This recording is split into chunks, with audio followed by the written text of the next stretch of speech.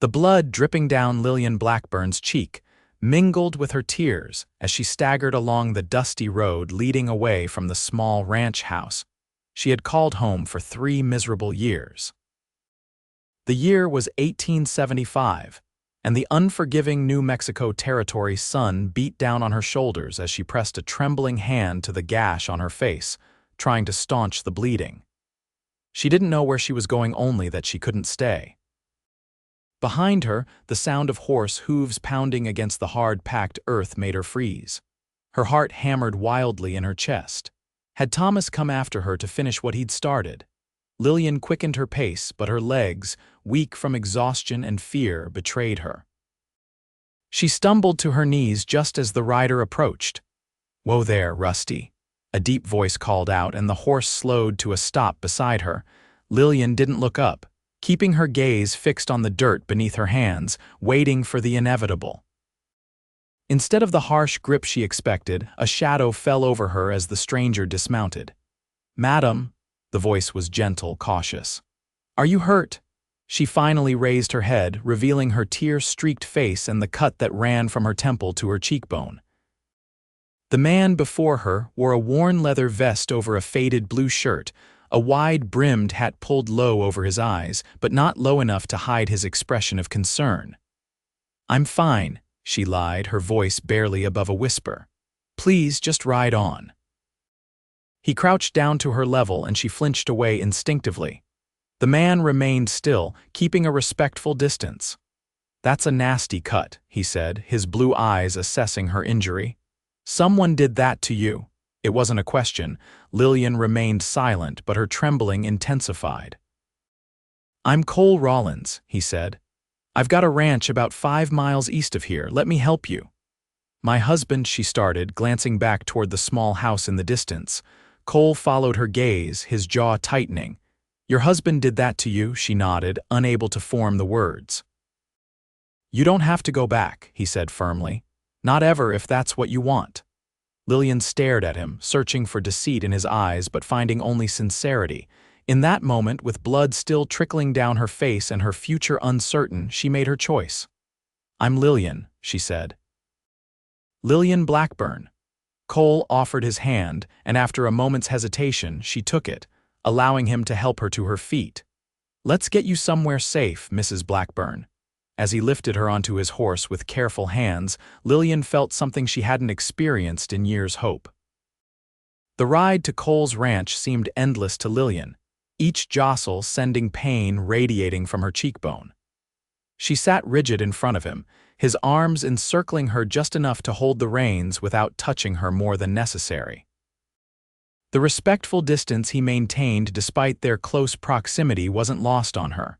"Just a little farther," Cole said, his voice close to her ear. "There's a creek that runs along the property. The house isn't fancy, but it's solid." When they crested a small hill, Lillian saw it a modest but well-maintained ranch house with a barn and corral to one side. Smoke curled from the chimney, and a few cattle grazed in the distance. It wasn't grand, but compared to the dilapidated shack Thomas had brought her to after their wedding, it was practically a palace. "You live here alone?" she asked, finding her voice. "Just me and Roberto. He helps with the cattle. He's probably cooking supper about now." Cole guided his horse toward the house. "His wife, Maria, comes by twice a week to help with washing and such." As they approached the house, a middle-aged Mexican man emerged from the barn, his expression curious as he spotted Lillian. "Roberto," Cole called out. "We have a visitor who needs some help." The man nodded, immediately heading to take the horse's reins as Cole dismounted. He reached up to help Lillian down, his hands strong but gentle on her waist. The moment her feet touched the ground, her knees buckled. Cole caught her before she fell. "Easy now," he murmured, concern etching his features. "Let's get you inside." Roberto exchanged a look with Cole, then disappeared into the barn with the horse. Inside the house, Lillian was surprised by the orderliness. A fire crackled in the stone hearth, warming the main room with its wooden table and chairs, a worn but comfortable-looking armchair, and bookshelves lined with volumes that suggested Cole Rawlins was more than just a cattle rancher. Sit here. Cole gestured to a chair at the table. I'll get something to clean that cut. While he rummaged through a cabinet, Lillian took in her surroundings more carefully. Photographs in simple frames adorned one wall. An older couple she assumed were his parents, a younger Cole in an army uniform, and a few landscape views of the territory. Cole returned with a basin of water, clean cloths, and a bottle of whiskey. "This will sting," he warned, pouring some of the amber liquid onto a cloth. Lillian nodded, bracing herself. When the cloth touched her wound, she couldn't suppress a sharp intake of breath, but she remained still, having endured far worse pain without making a sound. "Your husband," Cole said as he carefully cleaned the blood from her face. "Does he make a habit of this?" Lillian looked down at her hands, noticing for the first time the bruises around her wrists where Thomas had gripped her. "It wasn't always this way," she said softly. "When we married, he was different, or maybe I was just too naive to see." Cole's mouth tightened, but his hands remained gentle as he worked. "How long have you been married?" 3 years, she replied. "We came west from Missouri after the wedding. Thomas said there were opportunities here." She laughed bitterly. "The only opportunity was for him to drink away what little money we had and take out his disappointments on me." "And today?" Cole asked, setting aside the bloodied cloth. Lillian swallowed hard. "He lost at cards last night, came home this morning in a rage, saying I was bad luck." Her voice faltered. "He broke a bottle and, well, you saw the result." Cole's eyes darkened with anger, but his voice remained calm. "And then he left you bleeding." "He rode off to the saloon again, I expect," she said. "I packed what little I could and started walking. I don't know where I thought I was going." "You're safe here," Cole said firmly, "for as long as you need." A knock at the door made Lillian jump, her eyes wide with fear. "It's just Roberto," Cole reassured her. "Come in," he called. Roberto entered, carrying a steaming pot that filled the room with the aroma of beans and spices. "Dinner," he said simply, setting it on the table. His dark eyes took in Lillian's face, now clean but still sporting an angry red gash. "The Senora needs food, rest." "Thank you, Roberto," Cole said. "Would you mind riding into town tomorrow? Let Sheriff Davis know we have a situation." Roberto nodded. "Thomas Blackburn," he said. "I know of him. Bad man." Lillian looked up in surprise. "You know my husband." "Everyone knows Thomas Blackburn," Roberto said grimly. "Drinks, fights, owes money all over the territory." Cole placed a bowl of the fragrant stew in front of Lillian. "Eat," he encouraged. "We can talk more after you've had some rest." Roberto excused himself, leaving them alone. Lillian took a small bite of the stew, surprised when her stomach growled in response. She couldn't remember the last time she'd eaten a proper meal. As they ate in companionable silence, Lillian stole glances at her rescuer. Cole Rawlins was not what she'd expected of a rancher in the territories. His hands were calloused from hard work, but there was an educated air about him. The way he carried himself spoke of discipline and strength, yet his demeanor toward her had been nothing but respectful. "Where will I sleep?" she asked finally, setting down her spoon. "You can take my room," Cole said. "I'll sleep out here by the fire." Lillian shook her head. "I couldn't possibly, I insist," he interrupted gently. "It's no trouble." She wanted to argue further but found herself too exhausted to do so. "Thank you," she said instead, "for everything." Cole showed her to a small but clean bedroom with a hand-carved bed frame and a quilt that looked lovingly made. "There's a washstand in the corner," he said, "and I'll find you something to sleep in." When he returned with a folded shirt, Lillian took it with trembling hands. "Mr. Rawlins," she began. "Cole," he corrected. "Cole," she echoed. "Why are you doing this for me? You don't know me." He studied her for a long moment. "My mother used to say that a man is measured by what he does when no one's watching," he said finally. "I couldn't ride past someone in need and call myself a man." The simple honesty of his answer brought fresh tears to Lillian's eyes. "Rest now," Cole said gently. "You're safe here, I promise you that." After he closed the door, Lillian changed into the offered shirt, which fell to her knees. She washed her face carefully, wincing as the cloth brushed against her wound. In the small mirror above the washstand, she examined her reflection for the first time in weeks. The woman who stared back at her looked older than her 24 years, her once vibrant green eyes dulled by years of fear and disappointment. The cut on her cheek would likely scar, she realized, a permanent reminder of Thomas's cruelty. As she slipped beneath the clean sheets of Cole's bed, surrounded by the unfamiliar but comforting scent of soap and cedar, Lillian wondered what the morning would bring. For the first time in 3 years, she allowed herself to imagine a future without fear. She fell asleep with the cowboy's words echoing in her mind. "You don't have to go back." The first rays of dawn filtered through the curtains, rousing Lillian from the deepest sleep she'd had in years. For a disorienting moment, she didn't recognize her surroundings. Then the events of the previous day came rushing back: Thomas's violence, her escape, and the kindness of the stranger who had taken her in. She touched her cheek gingerly, feeling the raised line where Thomas's makeshift weapon had sliced her skin. The pain had subsided to a dull throb, but the memory remained fresh. Sounds of movement from outside the bedroom told her that Cole was already awake. She rose quickly, not wanting to overstay her welcome, and donned her worn dress from yesterday. Somehow, even with her limited possessions and uncertain future, Lillian felt different this morning, as if some internal shift had occurred overnight. When she emerged from the bedroom, she found Cole at the stove, frying bacon and eggs.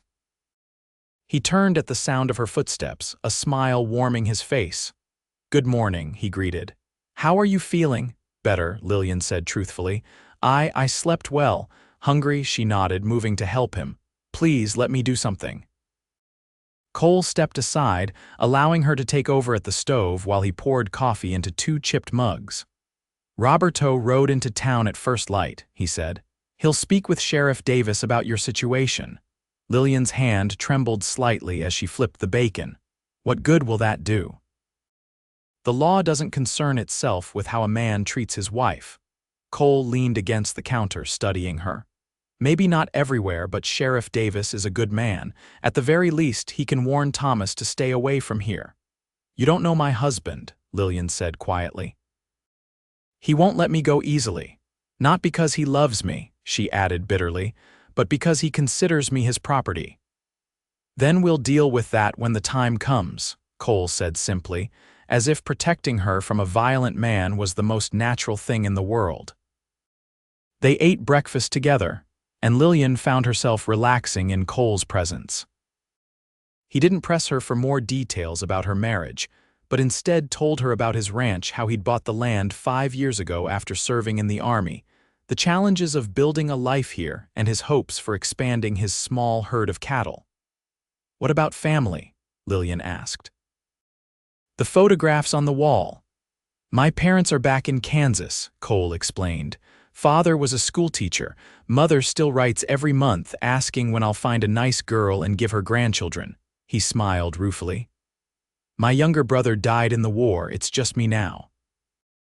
"I'm sorry about your brother," Lillian said softly. Cole nodded his acknowledgement. "What about you? Any family back in Missouri?" Lillian shook her head. "My parents died of fever when I was 18. Thomas was a friend of my father's, older, established. He offered marriage and I had nowhere else to go." She stared into her coffee cup. "I thought I was fortunate at the time." "You were doing what you needed to survive," Cole said, no judgment in his voice. "There's no shame in that." After breakfast, Cole showed Lillian around the ranch. Despite her protests that she should be earning her keep, he insisted she take it easy for at least a day to recover. The ranch wasn't large by territory standards, but it was well organized and clearly tended with care. "It's beautiful here," Lillian commented as they stood near the creek that marked the eastern boundary of Cole's property. The water bubbled over rocks, creating a soothing melody that matched the rustling of leaves in the light breeze. "It's peaceful," Cole agreed. "That's what I wanted most after the war, a quiet piece of land to call my own." Lillian glanced at him. "You were in the Union Army," Cole nodded. 4 years, saw things no man should see." He stared at the horizon. Coming here was a way to start fresh, I suppose. I understand that desire, Lillian murmured. They walked in companionable silence back toward the house. As they approached, Roberto rode up on his horse, his expression grim. Sheriff Davis is coming, he announced without preamble. And he brings news Thomas Blackburn is looking for his wife. Making threats in town, Lillian's face paled. I should go, she said quickly. I've brought trouble to your door. Cole's hand closed gently around her arm. No, you're staying right here where I can protect you. But Lillian, Cole said firmly, using her given name for the first time. I meant what I said yesterday. You don't have to go back. Not to him, not ever. The intensity in his blue eyes made her breath catch. For a moment they stood frozen, something unspoken passing between them. Roberto cleared his throat. Sheriff will be here within the hour. Cole released her arm. Thank you, Roberto. Please stay close to the house. As Roberto led his horse toward the barn, Cole turned back to Lillian. Whatever happens, I won't let him hurt you again. She wanted to believe him. More than anything, she wanted to trust that this man, this stranger who had shown her more kindness in one day than Thomas had in 3 years, could somehow shield her from the storm she knew was coming. Why? She whispered. Why would you risk yourself for me? Cole's expression softened. Because no one deserves to live in fear, Lillian. No one. Sheriff Elias Davis arrived exactly as Roberto had predicted, the dust from his horse's hooves creating a small cloud around him as he dismounted in front of Cole's house. He was an imposing figure, tall and broad-shouldered, with a graying beard and shrewd eyes that took in everything. Cole stepped onto the porch to greet him, with Lillian slightly behind him, her hands clasped tightly to stop their trembling. Cole, the sheriff nodded. His gaze shifted to Lillian, lingering on the cut on her face. Mrs. Blackburn, I presume? Sheriff, she acknowledged with a small nod. Come in, Cole invited, leading them into the house. Inside, Sheriff Davis removed his hat, revealing thinning gray hair. He accepted the coffee Cole offered and took a seat at the table, his movements deliberate and unhurried. Your man Roberto told me what happened, he said, addressing Lillian directly. I'd like to hear it from you, madam, if you don't mind. Lillian recounted the events that had led to her flight from her home, keeping her voice steady despite the way her insides twisted with the telling. When she finished, Sheriff Davis was silent for a long moment. Your husband is making quite a fuss in town, he finally said. Claims you stole money from him before running off. Lillian's eyes widened. That's a lie. I took nothing but a change of clothes. I believe you, the sheriff said calmly. Thomas Blackburn's reputation speaks for itself. Unfortunately, the law is complicated when it comes to matters between husband and wife. Cole, who had been leaning against the wall listening, straightened. Are you saying you can't help her? Sheriff Davis raised a hand. I didn't say that. I can't arrest him for what he's done to his wife, much as that pains me to say, but I can warn him off this property. And if he trespasses or threatens either of you, that's a different matter. He won't listen, Lillian said quietly. Thomas doesn't respect authority. Maybe not, the sheriff conceded, but he might respect this. He patted the pistol at his hip. I've already informed him that I know where his wife is, that she's safe, and that she's under my protection as well as Mr. Rawlins's. Cole crossed his arms, and how did he take that? About as well as you'd expect, Sheriff Davis replied dryly. Threatened all manner of things, but he was sober enough to understand that any violence would be met with consequences. He turned his attention back to Lillian. Mrs. Blackburn, I need to ask, what do you want to happen here? Do you wish to press charges for assault, seek a divorce, or return to him? Lillian finished when the sheriff trailed off. The very thought made her stomach turn. No, I won't go back. Sheriff Davis nodded, looking relieved. Good, that's good. He took a sip of his coffee. As for divorce, that's possible but not simple. You'd need to prove cruelty, which we could do with witnesses to your injuries, but it takes time and money. I don't have either, Lillian admitted. You have time, Cole interjected firmly. You can stay here as long as necessary. The sheriff raised an eyebrow but made no comment on Cole's offer. As for money, there are ways. You could file a claim for abandonment once enough time has passed. Meanwhile, Cole said, Thomas is free to do as he pleases? Not exactly, Sheriff Davis corrected. I'll keep an eye on him. And I suggest you both stay alert. A man like Thomas Blackburn is most dangerous when his pride is wounded. After finishing his coffee, the sheriff rose to leave. At the door, he paused, looking back at Lillian. Mrs. Blackburn, you did the right thing by leaving. Too many women don't get that chance. When the sheriff had gone, Cole closed the door and turned to Lillian, whose face had lost some of its color during the conversation. Are you all right? He asked gently. She nodded, though her eyes betrayed her uncertainty. I never thought about divorce, she admitted. It seemed impossible. But not anymore, Lillian met his gaze. I won't be his wife again in name or otherwise, whatever it takes. Cole's expression softened with approval. Then we'll make it happen, one day at a time.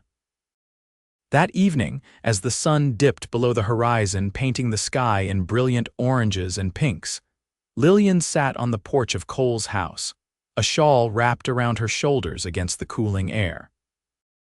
The day had been emotionally exhausting, but for the first time in years, she felt the stirrings of real hope. Cole joined her, carrying 2 glasses of water. He handed one to her before taking a seat in the chair beside her. Thank you, she said, and they both knew she wasn't referring to the water. Cole smiled, the expression transforming his serious face. You're welcome, Lillian. As they sat in comfortable silence watching the stars appear one by one in the darkening sky, Lillian realized that whatever happened next, she had already taken the most important step. She had chosen to be free. The next 3 weeks passed in a strange but comforting routine. Lillian insisted on earning her keep, taking over the household duties that Maria, Roberto's wife, had previously handled. She found unexpected pleasure in the simple tasks of cooking, cleaning, and mending, knowing that her efforts were appreciated rather than expected. Cole never pressured her about her plans, though they both knew she couldn't stay indefinitely without tongues wagging in town. Still, he seemed in no hurry to see her leave, and Lillian found herself increasingly comfortable in his presence. They developed an easy friendship, sharing stories over meals and working side by side during the day. Cole taught her to ride properly, something Thomas had never bothered with, and Lillian discovered a freedom in galloping across the open plains that she had never known before. On a warm afternoon in late summer, Cole found her in the garden behind the house, harvesting vegetables for dinner. He approached with an envelope in his hand. Letter came from Sheriff Davis, he said, his expression serious. Lillian straightened, wiping her hands on her apron. What does it say? Thomas left town 3 days ago, Cole informed her. Apparently, he lost his ranch in a card game, what was left of it, after he mortgaged it to pay his debts.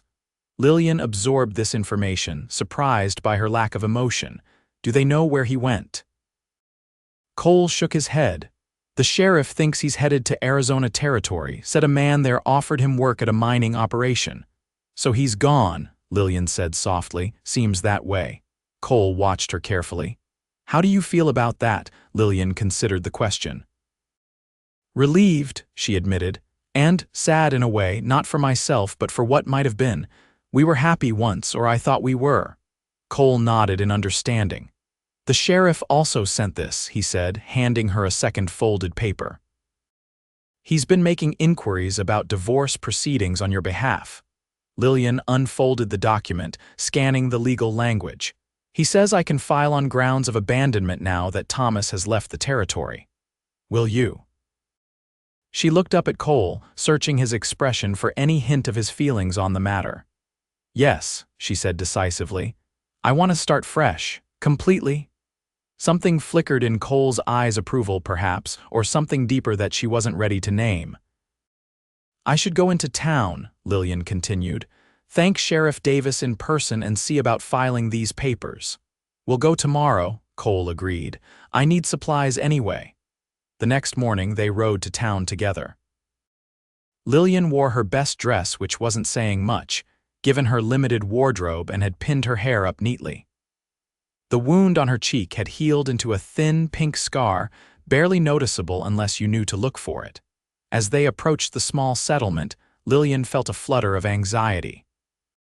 She hadn't been to town since arriving at Cole's ranch, and she knew there would be curious eyes and wagging tongues. "Nervous?" Cole asked, riding beside her. "A little," she admitted. "I've never been good with people gossiping about me." "Hold your head high," Cole advised. "You've done nothing wrong."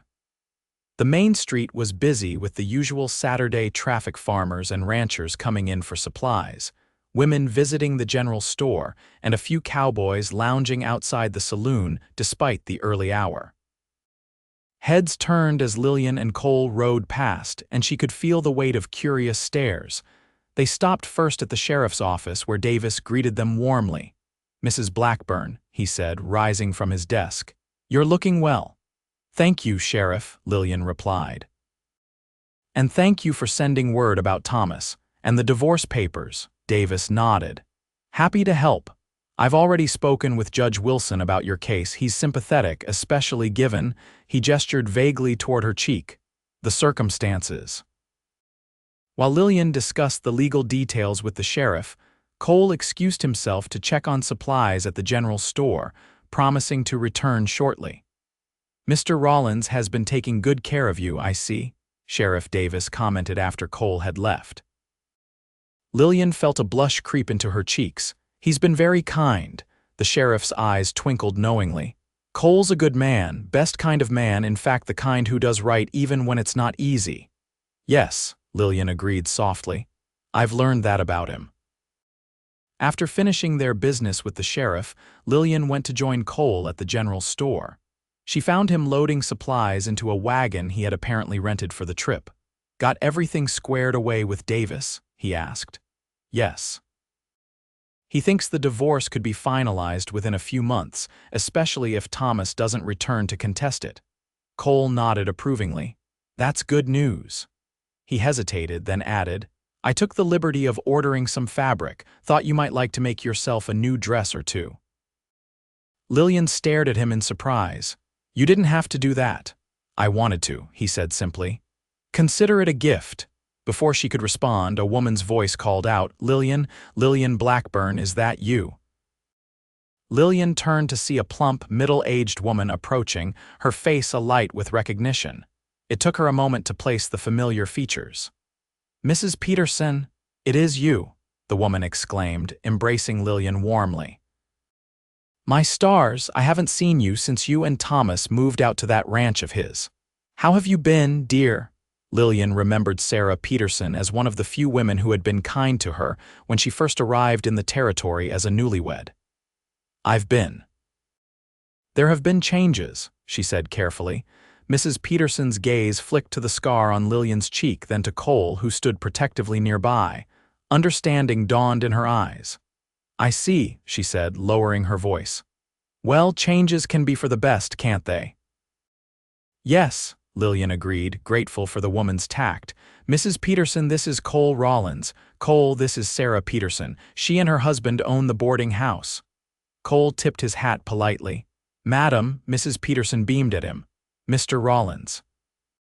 I've heard good things about you and your ranch." She turned back to Lillian. "Are you staying in town, dear? We have a lovely room available at the boarding house if you need it." Before Lillian could respond, Cole spoke up. "Mrs. Blackburn has been staying at my ranch while she sorts out her situation. She's been a great help with the place." Something knowing gleamed in Mrs. Peterson's eyes. "Has she now? Well, that's wonderful." She patted Lillian's hand. "You must come for tea soon, dear, I insist." After promising to visit, Lillian and Cole continued their errands.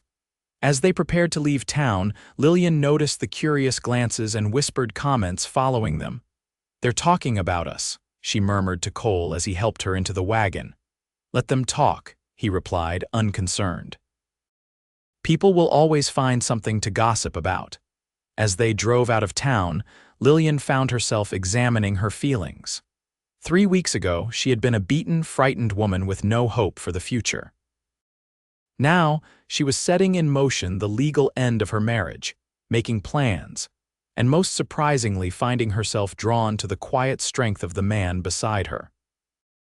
She stole a glance at Cole's profile, admiring the straight line of his nose, the firm set of his jaw, the way the sun brought out golden highlights in his brown hair. He must have felt her gaze, for he turned to look at her, a question in his eyes. "Something wrong?" he asked. "No," Lillian said truthfully. "Nothing at all." The wagon hit a rut in the road, jolting them both. Instinctively, Cole's arm shot out to steady her, his hand warm against her shoulder. For a breathless moment, they were close enough that Lillian could see the flecks of gray in his blue eyes. Then, seeming to realize the impropriety, Cole withdrew his hand and returned his attention to the road. But something had shifted between them, as subtle yet significant as the changing of seasons. Lillian turned her face to the breeze, letting it cool her flushed cheeks as she contemplated what it might mean to truly start anew, not just free from Thomas, but open to whatever possibilities the future might hold. Autumn arrived with a spectacular display of color transforming the landscape around the ranch. The cottonwoods along the creek blazed golden, and the mornings carried a crisp chill that spoke of winter's approach. 2 months had passed since Lillian had fled her husband's violence, and her life had changed in ways she could never have imagined. The divorce proceedings were underway, with no word from Thomas to contest them. Sheriff Davis's occasional letters reported that her husband remained in Arizona territory, apparently having found some success at the mining operation. Lillian received this news with detached interest, as if hearing about a stranger rather than the man who had once dominated her life. Her relationship with Cole had evolved into something neither of them had named but both cherished. They worked side by side during the days, sometimes talking for hours, other times sharing comfortable silence. In the evenings, Cole often read aloud from one of his books while Lillian sewed or mended. It was a simple life, but one filled with a contentment Lillian had never known. On a particularly beautiful October afternoon, Cole suggested they pack a picnic and ride to the highest point on his property, a rolling hill that overlooked the valley and offered views all the way to the distant mountains. "It's my favorite spot on the ranch," he explained as they rode, side by side. Lillian had become a confident horsewoman under Cole's patient teaching, and she enjoyed the freedom of controlling her own mount. They reached the hilltop just as the sun began its westward descent, casting long shadows across the land. Cole spread a blanket on the ground while Lillian unpacked the food she had prepared: fried chicken, biscuits, apple preserves, and a jug of cool cider. As they ate, Cole pointed out landmarks in the distance: the silver ribbon of the river, the dark cluster of trees where he sometimes hunted deer, the faint smudge on the horizon that was town. "When I first bought this land," he said, "I used to come up here almost every day. Just to look at it all and remind myself it was real." Lillian smiled, understanding the sentiment. "It's beautiful, Cole. You've built something wonderful here." He turned to look at her, his expression suddenly serious. "It's missing something, though." "What?" she asked, curious. "A family," he said simply. "A home isn't really a home without people to share it with." Lillian's heart quickened at his words. "I suppose that's true." Cole seemed to be gathering his courage for something. He set aside his plate and shifted to face her more directly. "Lillian, there's something I've been wanting to tell you." She waited, hardly daring to breathe. "These past months, having you at the ranch, it's been the happiest time of my life," he said, his voice low and sincere. "I know your divorce isn't final yet, and I know you might need more time before you even think about another man, but I wanted you to know that my feelings for you have grown far beyond friendship." Lillian felt tears spring to her eyes, but they were tears of joy, not sorrow. "Cole, you don't have to say anything," he hurried on. "I just wanted you to know where I stand, and that whenever, if ever, you might be ready to consider a future together, I'll be here." Lillian reached out, placing her hand over his. "I don't need more time," she said softly. "My heart has been healing alongside the rest of me these past months, and a large part of that healing has been because of you. Not just your kindness or your protection, but the way you've really seen me as a person of value." Cole turned his hand to clasp hers, his eyes never leaving her face. "You are valuable, Lillian, more than I can say. I've come to care for you deeply," she admitted, her voice barely above a whisper. "When I think of the future now, I can't imagine it without you in it." The joy that spread across Cole's face was like the sunrise, gradual, then all at once brilliantly illuminating. He raised her hand to his lips, pressing a gentle kiss to her knuckles. "May I court you properly then, once your divorce is final?" Lillian laughed, the sound carrying across the hilltop. "Yes, Cole Rawlins, though I'd say you've been courting me quite effectively already," his smile widened. "Have I? Rescuing a woman in distress, offering her sanctuary, teaching her to ride, buying her dress fabric." "Yes, I'd say those are rather effective courtship strategies." Cole laughed, the sound rich and warm. "I had no ulterior motives that first day," he assured her, "but I won't deny I started falling for you pretty quickly after that." They sat in blissful silence for a moment, hands still clasped, watching as the sun began to set in earnest, painting the sky in spectacular shades of red and gold. "Lillian," Cole said hesitantly, "may I kiss you?" "I know it's forward of me to ask, with your marriage not yet dissolved," but she didn't let him finish, leaning forward to press her lips gently against his. The kiss was brief, almost chaste, but it sent a rush of warmth through her unlike anything she had ever experienced. When she pulled back, Cole's eyes were wide with wonder. "Well," he said a little breathlessly, "that answers that question." Lillian laughed again, feeling lighter than she had in years. "I think we've observed more than enough propriety considering the circumstances." Cole's expression grew serious again. "I want to do right by you, Lillian, in every way. You have," she assured him, "more than you know." As they packed up their picnic and prepared to ride back to the ranch, Lillian felt as though she was standing on the threshold of a new life, one she had chosen for herself, with a man who respected her, valued her, and yes, loved her. The thought was both terrifying and exhilarating. The ride home was filled with glances and smiles, their newfound understanding adding a layer of sweetness to their familiar companionship. As they approached the ranch, however, Lillian noticed a rider approaching from the direction of town. "That's Roberto," Cole identified the figure. "He wasn't supposed to be back until tomorrow." They urged their horses forward, meeting Roberto near the barn. The man's expression was troubled. "What is it?" Cole asked immediately. "Sheriff Davis sent me to find you," Roberto said, his accent more pronounced in his agitation. "Thomas Blackburn is back in town, and he is looking for his wife." Lillian felt the blood drain from her face. Cole's hand instantly sought hers, squeezing reassuringly. "When did he arrive?" Cole asked, his voice tight. "This morning," Roberto replied. "He is in the saloon drinking." "Making threats?" He glanced at Lillian apologetically. "Bad threats, Senora," Cole's jaw tightened. "Did the sheriff arrest him?" He tried, Roberto said grimly.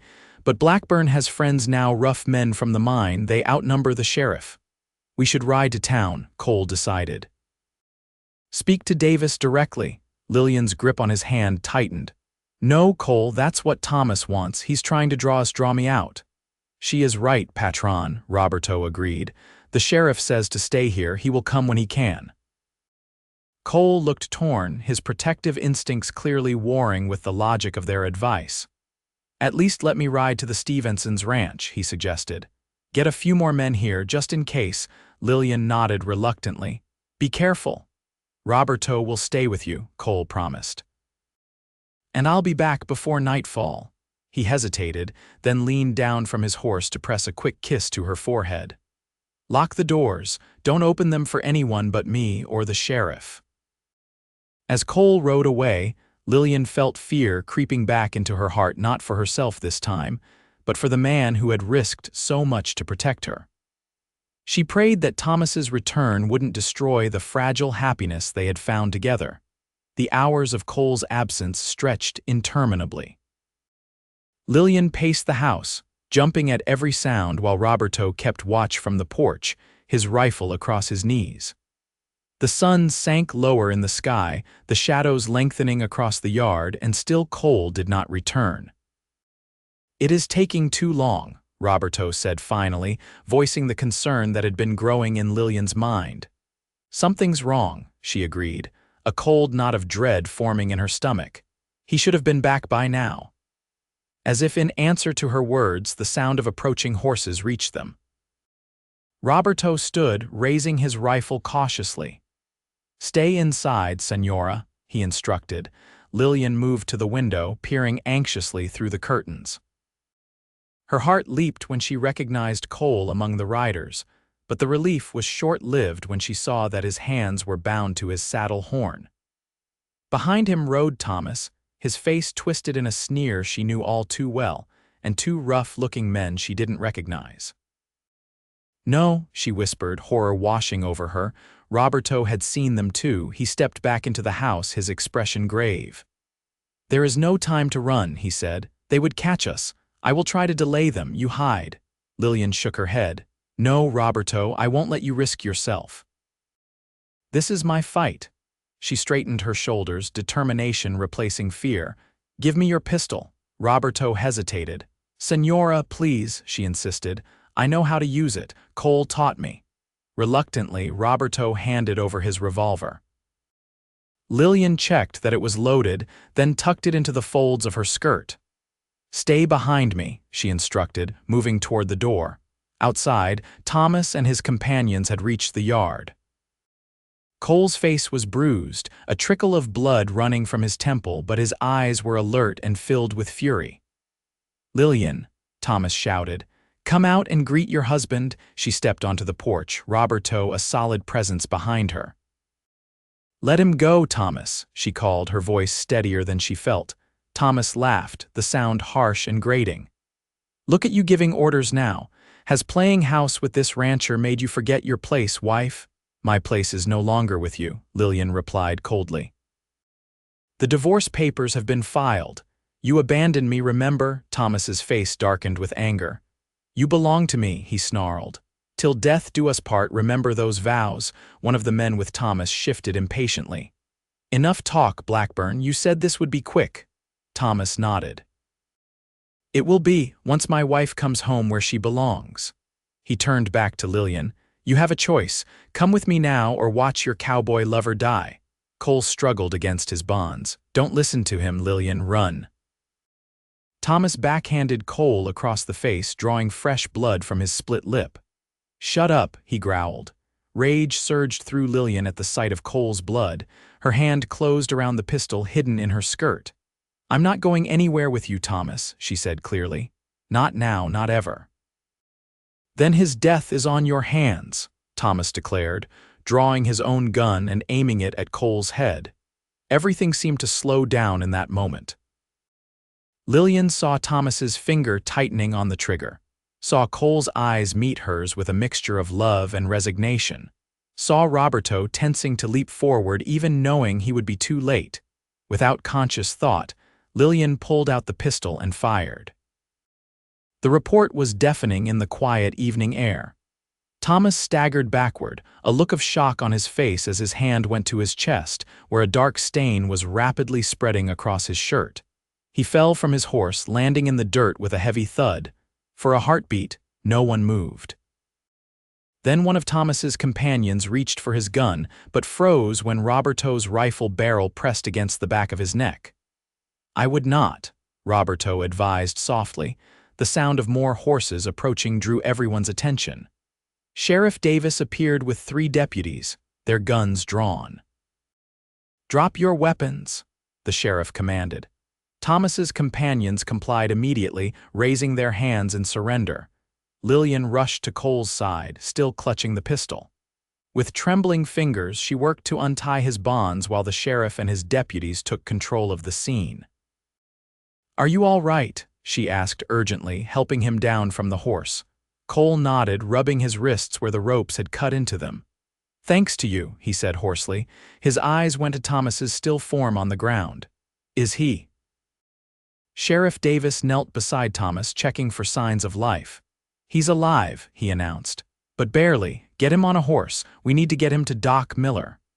As the deputies moved to follow the sheriff's orders, Davis approached Lillian and Cole. "You two all right?"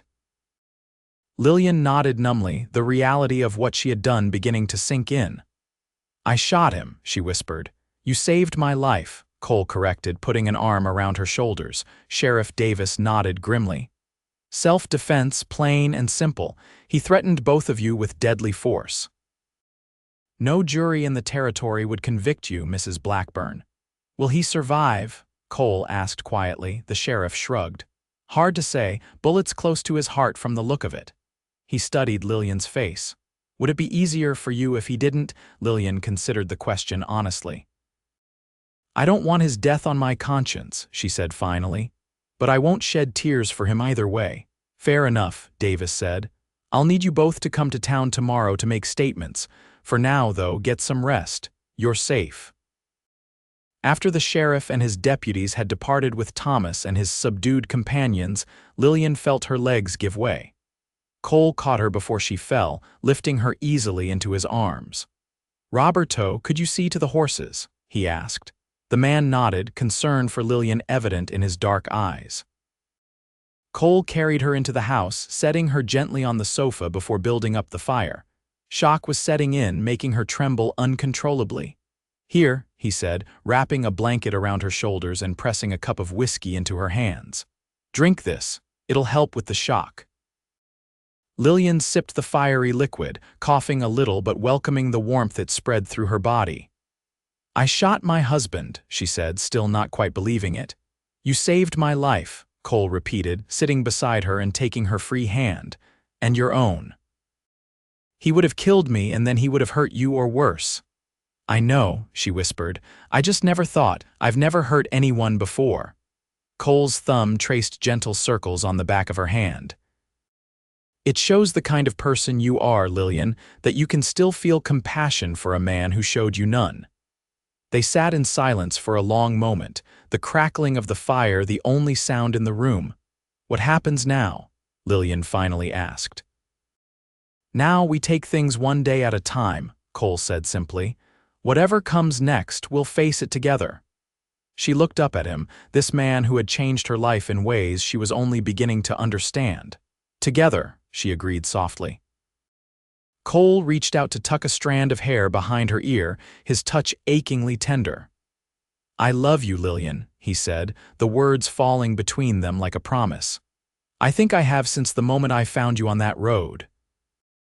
Tears filled her eyes, but they were healing tears washing away the last of her fear, her doubt, her past. "I love you too," she whispered. When he kissed her this time, it was different from their first kiss on the hilltop, deeper, more certain, full of shared understanding and the promise of a future they would build together. Outside, the first stars appeared in the darkening sky, witnesses to the beginning of something beautiful rising from the ashes of what had been broken. Thomas Blackburn died of his wound 3 days later, never regaining consciousness after surgery. The news reached Lillian and Cole through Sheriff Davis, who rode out to the ranch personally to inform them. "It was a clean death," the sheriff said, as if that might offer some comfort. "Doc Miller said he didn't suffer." Lillian received the news with surprising calmness. "Thank you for telling us," she said simply. "The inquest is just a formality," Sheriff Davis assured them. "Every witness confirms it was self-defense. You won't face charges, Mrs. Blackburn." "What about his property?" Cole asked practically. "Such as it was," the sheriff shrugged. "By law, it goes to his wife, though from what I understand, there's not much left besides debts." "I don't want anything of his," Lillian said firmly. "We'll figure that out later," Cole told her gently. After the sheriff left, Lillian walked alone to the creek, needing time to sort through her tangled emotions. The water flowed ceaselessly over the rocks, unconcerned with human dramas of life and death. She sat on the bank, trailing her fingers in the cold current. Cole found her there as the afternoon light began to fade. He sat beside her without speaking, offering his presence without demands. "I keep thinking I should feel more," Lillian finally said. "Grief maybe, or guilt, but mostly I feel relief." She looked at him, searching for judgment in his face but finding only understanding. "What does that make me?" "Human," Cole answered simply. "Thomas made his choices, Lillian. All of them led him to that moment in our yard. You didn't choose for him, you only chose to survive." She leaned against his shoulder, drawing strength from his solid presence. "With him gone, the divorce proceedings are unnecessary now," Cole finished for her. "You're a widow, not a divorcee." Lillian considered this shift in her status. A widow had more freedom in society than a divorced woman. There would be fewer whispers, fewer closed doors. It shouldn't matter, but it did. "Sheriff Davis mentioned a small service is being arranged," Cole said hesitantly. "Would you want to attend?" Lillian shook her head. "No. I've said my goodbyes to that part of my life. Let others remember him as they wish." Cole nodded, respecting her decision. "What do you want to do now?" She turned to look at him, really look at him, the man who had saved her in every way a person could be saved, who had shown her what love truly meant. "I want to live, Cole. I want to build something good with you." A slow smile spread across his face. "I was hoping you'd say that." 2 weeks later, on a crisp November morning, Lillian stood before the mirror in Mrs. Peterson's guest room, hardly recognizing the woman who stared back at her. Gone was the haunted look that had shadowed her eyes for so long. In its place was a quiet confidence, a certainty about the path she had chosen. The dress she wore was new, made from the fabric Cole had bought her that day in town months ago. It was a deep blue that matched the autumn sky, simply cut but flattering to her slender figure. Her hair was arranged in soft waves around her face, and the scar on her cheek had faded to a thin silver line, barely visible. A knock at the door preceded Mrs. Peterson's entrance. The older woman clapped her hands in delight at the sight of Lillian. "Oh, my dear, you look absolutely beautiful." Lillian smiled, a flush of pleasure warming her cheeks. "Do you think Cole will approve?" Mrs. Peterson laughed. "That man would think you beautiful in sackcloth, but yes, he'll be struck speechless when he sees you." She handed Lillian a small bouquet of late-blooming wildflowers tied with a blue ribbon. "These just arrived from Roberto's wife. She said they're from the creek near your home." Your home. The words sent a thrill through Lillian. After today, it truly would be her home, not as a guest or a woman seeking refuge, but as Cole Rawlins's wife. When Sheriff Davis had mentioned that the circuit judge would be in town for a week, Cole had asked Lillian if she would consider marrying him sooner rather than later. "I know it hasn't been long since. Everything," he had said hesitantly. "And I'll understand if you want to wait, but I love you, Lillian. I want to build a life with you, and I don't see any reason to delay our happiness." Lillian had agreed without hesitation. They had already endured enough sorrow and separation. It was time for joy. The ceremony would be small, just a few friends in the parlor of the Petersons' boarding house. No family on either side could attend on such short notice, though Cole had sent telegrams to his parents in Kansas. "Are you ready, my dear?" Mrs. Peterson asked, breaking into Lillian's thoughts. Lillian took a deep breath and nodded. "Yes, more than ready." They descended the stairs together to find the parlor transformed with autumn flowers and ribbons. Sheriff Davis stood by the door in his best suit, ready to escort Lillian down the makeshift aisle. Judge Wilson waited at the far end of the room, beside Cole, who looked more handsome than Lillian had ever seen him in a new black suit, his hair neatly combed. But it was the expression on his face when he saw her that Lillian would remember for the rest of her life, a look of such profound love and wonder that it brought tears to her eyes. Sheriff Davis offered his arm with a smile. "You look beautiful, Mrs. Blackburn." "Though not for much longer, I expect." Lillian took his arm gratefully. "Thank you for everything, Sheriff. I wouldn't be here today if not for you." "Oh, I think you and Cole would have found each other one way or another," he said with a wink. "Some things are just meant to be." The ceremony was brief but heartfelt. Lillian and Cole exchanged vows in clear, steady voices, promising to cherish and protect each other for all their days. When Judge Wilson pronounced them husband and wife, Cole kissed her with such tenderness that Mrs. Peterson dabbed at her eyes with her handkerchief. The small reception that followed was filled with warmth and laughter. Mrs. Peterson had prepared a feast, and Roberto had brought a fiddle player from the Mexican settlement nearby to provide music. Even Dr. Miller came by to offer his congratulations, though he had been the one to try in vain to save Thomas's life. "You deserve happiness, Mrs. Rawlins," the doctor said kindly, using her new name for the first time. "Both of you do." As the afternoon wore on, Lillian found a moment alone with Cole in the small garden behind the boarding house. The November air was cool, but Cole's arm around her waist kept her warm. "Happy?" he asked, his voice husky with emotion. Lillian looked up at him, at this man who had changed her life with 6 simple words spoken on a dusty road. "You don't have to go back." "Happier than I ever thought possible," she answered truthfully. "You gave me back my life, Cole." He shook his head, his eyes serious. "No, Lillian. You saved yourself. You found the courage to leave, to start over. I just happened to be in the right place at the right time to witness your strength." She rose on tiptoe to kiss him, marveling at the ease with which she could now show her affection. "Then let's say we saved each other," she suggested, "and that we'll keep doing so every day for the rest of our lives." Cole smiled, pulling her closer. "That, Mrs. Rawlins, sounds like the perfect plan." Spring came early to the valley that year, as if nature itself was celebrating new beginnings. The creek that ran through the Rawlins ranch overflowed its banks with snowmelt from the mountains, and wildflowers carpeted the hillsides in vibrant bursts of color. Lillian stood on the porch of the ranch house, her home for nearly 6 months now, watching as Cole mended a fence in the distance, the morning sun glinting off his hair. She pressed a hand to her still flat stomach, a secret smile playing about her lips. She hadn't told him yet about the child growing within her, wanting to be certain before sharing the news. The changes in their lives since the wedding had been both profound and subtle. Cole had expanded the ranch house, adding a proper kitchen and another bedroom. Lillian had planted a vegetable garden and acquired chickens, making the ranch more self-sufficient.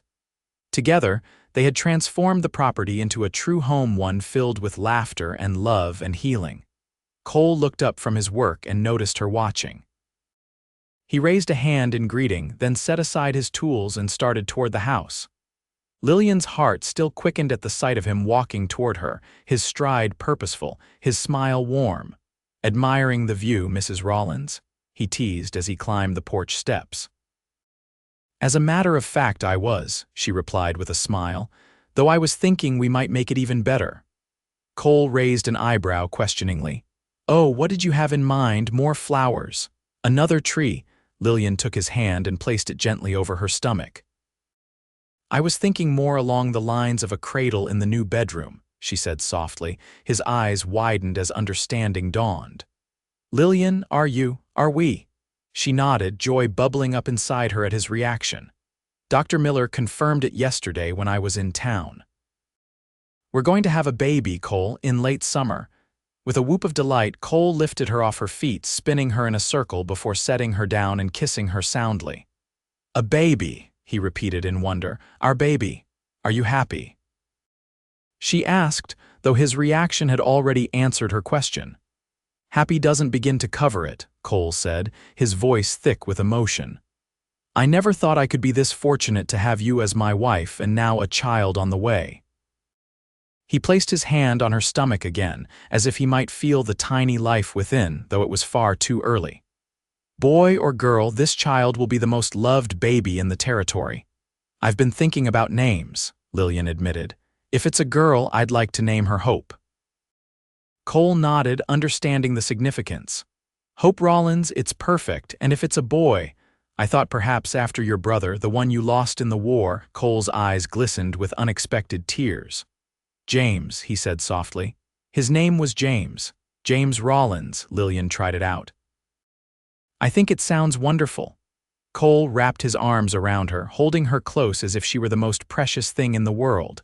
"I love you, Lillian Rawlins, more than I have words to express. And I love you," she whispered against his chest. "You gave me a second chance at life, at love. Everything I am now, Everything we're building together, it all started because you stopped on that road and told me I didn't have to go back. Best decision I ever made, Cole murmured, pressing a kiss to her hair. Together they stood on the porch of their home, looking out over the land that had witnessed their journey from strangers to lovers to family. The past, with all its pain and shadows, had not been forgotten, but it no longer had power over them. The future stretched before them, bright with promise and possibility. And as Lillian leaned into the embrace of the man who had taught her what real love felt like, she knew with absolute certainty that she was exactly where she was meant to be, safe, cherished, and free. The seasons turned, one flowing into the next with the eternal rhythm of the land. Summer arrived with scorching heat that turned the grasses golden and made the creek a welcome respite. Lillian's body changed with the passing months, her belly growing round with the child within, her face glowing with an inner radiance that made Cole catch his breath whenever he looked at her. On a sweltering August night, with a full moon illuminating the ranch in silver light, Lillian felt the first pains begin. Cole rode for the midwife, Mrs. Reynolds, who arrived just as Lillian's labor intensified. Through the long hours that followed, Cole never left her side, wiping her brow, holding her hand, whispering encouragement when the pain threatened to overwhelm her. "You're the strongest woman I know," he told her as dawn approached and her strength began to flag. "You can do this, Lillian." Just a little longer. With a final, tremendous effort, Lillian brought their child into the world, a robust baby girl with a healthy set of lungs and a shock of dark hair. Mrs. Reynolds cleaned the infant and placed her in Lillian's arms, where she immediately quieted, blinking up at her mother with solemn eyes. "She's perfect," Cole whispered, his voice choked with emotion as he gazed at his daughter. "Hello, Hope." Hope Grace Rawlins thrived, growing from a curious infant into a toddler with her mother's green eyes and her father's determined spirit. She became the center of their world, her laughter filling the ranch house with joy, her small discoveries a constant reminder of life's simple wonders. 2 years after Hope's birth, Lillian and Cole welcomed a son, James Thomas Rawlins, named not only for Cole's lost brother but also, in a gesture of forgiveness and healing, for Lillian's first husband. It was Cole who had suggested the middle name, understanding that acknowledgement of the past was part of moving forward. "He was part of your journey," Cole had said. "And without that journey, we wouldn't be here now." As their children grew, so too did the ranch. Cole's careful management and hard work had paid off, allowing them to expand their herd and their land holdings. Lillian managed the household accounts with shrewd efficiency, and together they created a prosperous enterprise that would provide for their family for generations to come. They never forgot the circumstances that had brought them together. Each year, on the anniversary of the day Cole had found Lillian on the road, they rode to the hilltop where they had first acknowledged their feelings for each other. It became a tradition, a day to reflect on how far they had come and to renew their commitment to each other. On one such anniversary, when Hope was 7 and James 5, they brought the children along for the first time. While the little ones explored the hilltop, chasing grasshoppers and collecting wildflowers, Lillian and Cole sat on the familiar blanket, watching them with pride. "Do you ever think about how differently things might have turned out?" Lillian asked, leaning against Cole's shoulder. "If you hadn't come along that day." Cole's arm tightened around her. "I try not to," he admitted. "The thought of never knowing you, never having this life we've built, it's unimaginable to me now." She smiled, understanding completely. Their lives had become so intertwined that it was difficult to remember a time before they had been together. "I used to think that everything happened for a reason," she said thoughtfully, "that there was some grand plan. Now I think that life is just a series of choices, moments where we decide which path to take. And some of those choices change everything," Cole finished for her. "Exactly." Lillian watched as Hope showed her little brother how to make a daisy chain, the girl's patience with the younger child a constant source of wonder. The day I decided to leave Thomas was the first real choice I'd made in years, and then you came along and gave me another choice. You don't have to go back, Cole quoted softly. Such simple words, Lillian marveled, but they changed my entire life. Cole turned to face her, taking both her hands in his. I made a choice that day too, he reminded her, to stop to help a stranger, the best choice I ever made. Their conversation was interrupted by the children running back to them, faces flushed with excitement and hands full of wildflowers. Look what we found, Mama, Hope exclaimed, dumping her collection onto the blanket. Aren't they beautiful?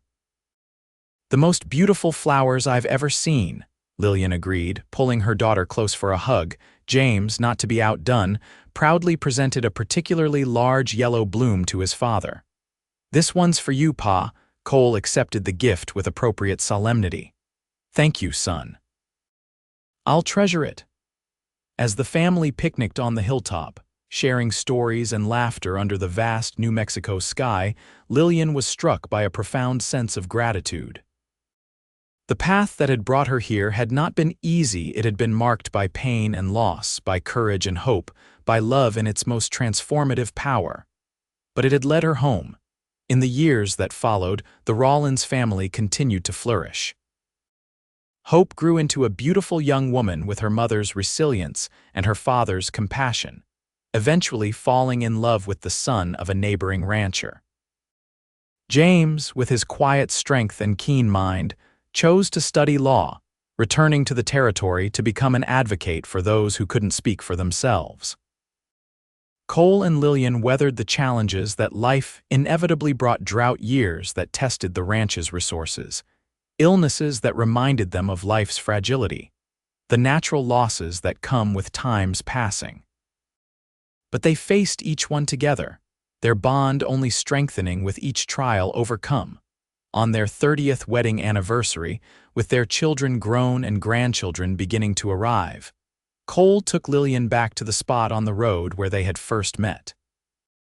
The landscape had changed over the decades. The territory had become a state, the dirt track had been improved into a proper road, and new ranches and farms had sprung up where once there had been only open land.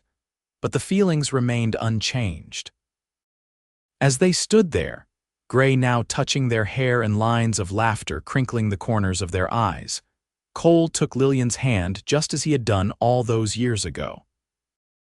I never dreamed when I saw you that day how completely you would change my life, he said, his voice still strong despite the years. You've given me everything a man could want: love, family, purpose. I haven't regretted a single day. Lillian squeezed his hand, the band of gold on her finger catching the sunlight. Nor have I, she replied. You showed me what real love looks like, Cole, not possession or control, but partnership and respect. You taught me that I deserved happiness. We built it together, he corrected gently. Everything we have, everything we are, we created it as one. And as they rode back to the ranch, to the home filled with memories and the future still unfolding before them, Lillian reflected on the journey that had brought her here. From a battered woman fleeing for her life to the matriarch of a thriving family, from fear to courage, from isolation to belonging, it had all begun with a choice: her choice to leave. His choice to stop. Their choice to begin again together. In the end, it was these choices, made in moments of both desperation and hope, that had shaped their destiny. And though the road had not always been smooth, Lillian wouldn't have changed a single step of the journey that had led her to this life, this love, this enduring happiness. For in Cole Rawlins, she had found not just a husband or a protector, but a true partner who had seen her value when she had forgotten it herself. And in the family they had created together, she had found the home she had always sought but never believed she deserved. It was, she thought as they approached the ranch house where lights glowed welcomingly in the gathering dusk, everything she had ever wanted and more than she had dared to dream.